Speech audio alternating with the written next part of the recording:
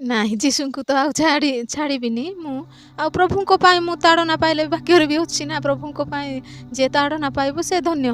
ଆଉ ମୁଁ ପ୍ରଭୁଙ୍କ ପାଇଁ ସବୁ କିଛି ସହିବା ପାଇଁ ରାଜି ଅଛି।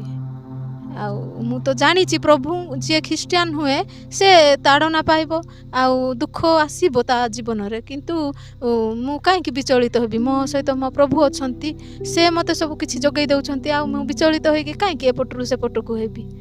ଆଚ୍ଛା, ଆପଣ ଏବେ ଯେଉଁ ଆମର ସୋଶାଲ ମିଡ଼ିଆରେ ତାଡ଼ନା କରୁଛନ୍ତି, ଅପମାନ କରୁଛନ୍ତି ଆମର ତପି ମିଶ୍ର ଆଜ୍ଞା ଏବଂ ଆମର ପ୍ରକାଶ ନାୟକ ଯିଏକି ନାଲି ଗାମଛା ବୋଲିକି ଫେମସ୍ ହେଇଛନ୍ତି, ଅଶୋକ ଭାଇ ଜଣେ, ଏ ପ୍ରକାର ମହିଳାମାନେ ବି ଅଛନ୍ତି।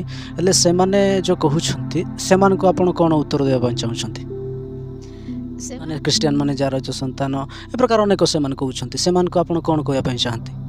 ସେମାନଙ୍କୁ ସେ ଆଜ୍ଞାମାନଙ୍କୁ ସେମାନେ ତ ମୋଠୁ ବୟସରେ ବି ବଡ଼ ହେଇଥାଇପାରନ୍ତି, କିନ୍ତୁ ମୁଁ ଏହା କହିବା ପାଇଁ ଚାହେଁ ଯେ ସେମାନେ କ'ଣ କହୁଛନ୍ତି ସେ ଜାଣିନାହାନ୍ତି। ଆଉ ପ୍ରଭୁ ତାଙ୍କୁ କ୍ଷମା କରନ୍ତୁ।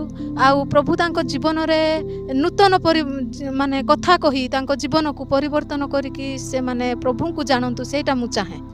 ହାଲେଲୁୟା, ପ୍ରଭୁଙ୍କ ମହାନ ନାମର ଧନ୍ୟବାଦ। ଉତ୍ତମ ବିଷୟ କହିଲେ।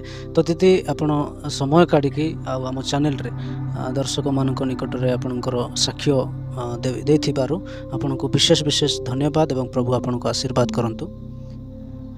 ମୁଁ ତ ମାନେ କହିବା ପାଇଁ ଚାହେଁ, କିନ୍ତୁ କହିବା ପାଇଁ ସୁଯୋଗ ଗାଁ ଭିତରେ ରହିଥାଏ। ଆଉ ମୋତେ ଏଇଟା ସୁଯୋଗ ମିଳିଛି କହିବା ପାଇଁ, ସାକ୍ଷ୍ୟ ଦେବା ପାଇଁ। ଆଉ ଯେଉଁମାନେ ପ୍ରଭୁଙ୍କୁ ଜାଣିନାହାନ୍ତି ତାଙ୍କ ଜୀବନରେ ମଧ୍ୟ ପ୍ରଭୁ ଆଶୀର୍ବାଦ କରନ୍ତୁ। ଆଉ ସେମାନେ ମଧ୍ୟ ପ୍ରଭୁଙ୍କୁ ଜାଣନ୍ତୁ। ଆଉ ପ୍ରଭୁ ସତ୍ୟ ନା ଭୁଲ ସେ ବିଷୟ ନିଜେ ହିଁ ଖୋଜିକି ବାହାର କରନ୍ତୁ।